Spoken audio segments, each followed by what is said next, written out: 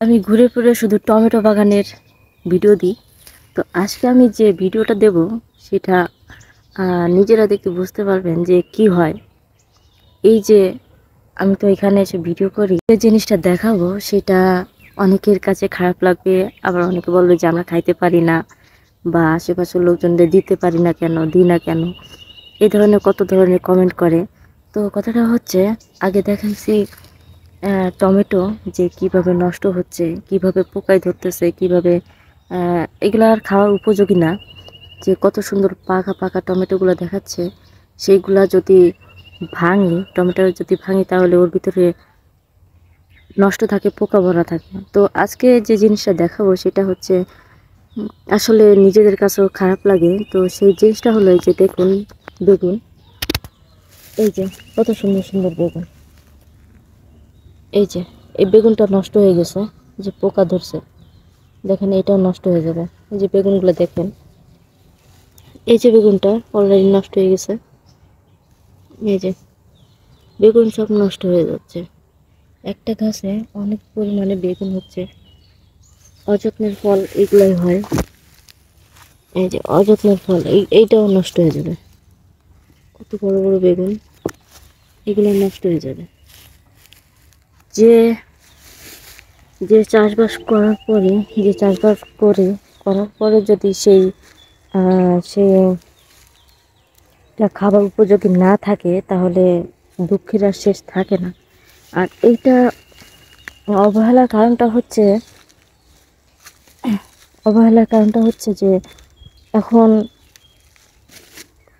এই যে বেগুন, শাকসবজি বা ফল ফল যেগুলা বিক্রি করা হচ্ছে এগুলা অনেকটা দাম হয়ে গেছে।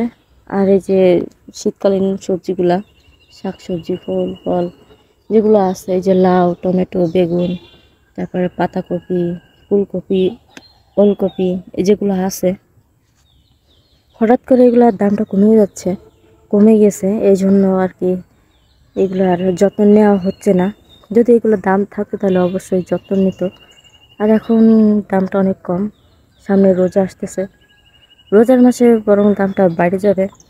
আর ততদিন এগুলা থাকবে কি থাকবে না তার কোনো ভরসা নেই। তো আজকে আবার আর কিছু দেখাবো যে আমি ঘুরে ঘুরে এগুলার ভিডিও কেন দিই।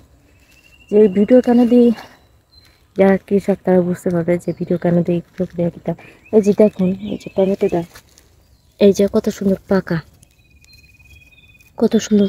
টমেটো, কিন্তু এটা খাওয়ার উপযোগী না, কারণ হচ্ছে এটার ভিতরে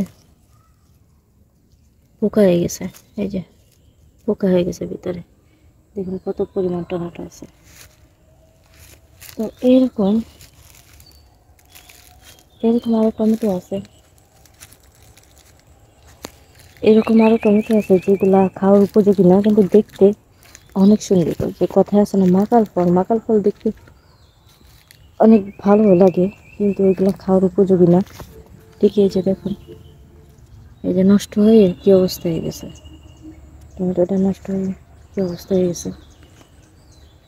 আজকে অনেক রোদ, এই দেখেন খাওয়ার উপযোগী না, এগুলা নষ্ট হয়ে কি অবস্থা হয়ে গেছে। এইদিকে আর টমেটো আছে, পাইকে গেছে কিন্তু খাওয়ার উপযোগী না, দেখেন কি অবস্থা। এগুলো অবশ্য পাইকে গেছে কিন্তু খাওয়ার উপযোগী নেই। দেখেন আরোগুলো আছে, সব নষ্ট হয়ে যাচ্ছে, সব নষ্ট হয়ে যাচ্ছে।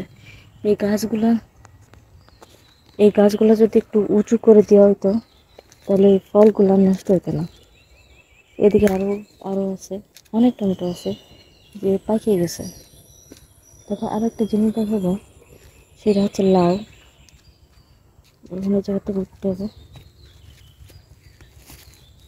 এই যে দেখেন লাউগুলা হচ্ছে, এগুলা কিন্তু এখন ঠিক আছে, কিন্তু এই যে দেখেন নষ্ট হয়ে যাচ্ছে। এই যে যারা এই ফসলগুলো ফলানোর পরে যখন বিক্রি করতে যায়, কৃষকরা এই ফসলগুলো ফলানোর পরে যখন বিক্রি করতে যায়, তখন আর কি দামটা অনেক কম দেয়। এই ফল বিক্রি করতে দামটা অনেক কম দেয়, এই জন্য আর কি করতেছে না, এইভাবে ফেলানো আছে। আর যখন কিনতে যায়, কিনতে গেলে দাম বেশি আর বিক্রি করতে গেলে দাম কম। আর এমনিতে দামটা কমে গেছে, এই জন্য অবহেলা করতেছে, এই জন্য আর কি বেশি অবহেলা করতেছে। দেখো পাকা পাকা দেখাচ্ছে, গাছগুলায় অযত্ন পড়ে আছে। অযত্ন করলে তো লোহায় ও মরিচিকা পড়ে। আর এটা তো গাছ, আজ আছে কাল নেই। কথাটা হলো কি, অযত্নের ফল কখনো ভালো হয় না, সেটা বেশি দিন টেকেও না। যেহেতু অযত্ন করলে কিছুই টেকে না, অযত্ন করলে কিছু থাকবে না, কিছু টেকেও না। এটাই বাস্তব, এটাই বোঝাতে চাইলাম যে অযত্ন করলে কিছুই থাকে না আর কিছু টেকেও না। তো বন্ধুরা, ভালো থেকো, সুস্থ থেকো, আল্লাহ হাফেজ।